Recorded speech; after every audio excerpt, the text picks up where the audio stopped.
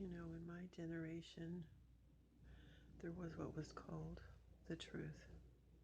But I think that we fail to realize that now in this day and age, everybody seems to make their own truth.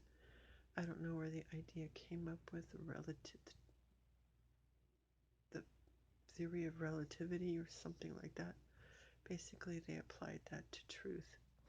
And the problem with that is then truth is basically whatever you want it to be, because you become the God of your own truth, the creator of your own truth. And that leads to deception, self-deception. But in my generation, we had what was called the truth. And everybody believed it was just the truth. And at least in America,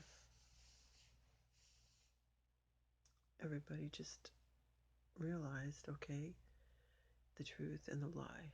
Now it's different, but it's so much more, it's a deception that we're living in right now, where people, they don't agree with what you're saying because their truth is different. So there's no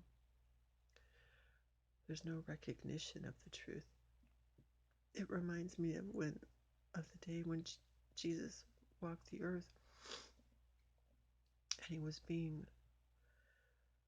he was standing before Pilate, and he said to Pilate, my people, my believers or my followers are those that stand on the side of truth.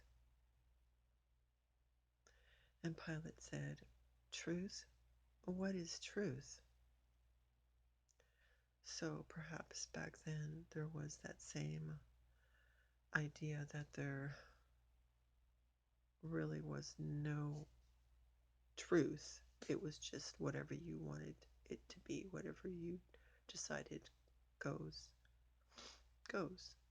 Or like that time in Judges where it's written in several places in Judges, and everybody did that which was right in their own eyes.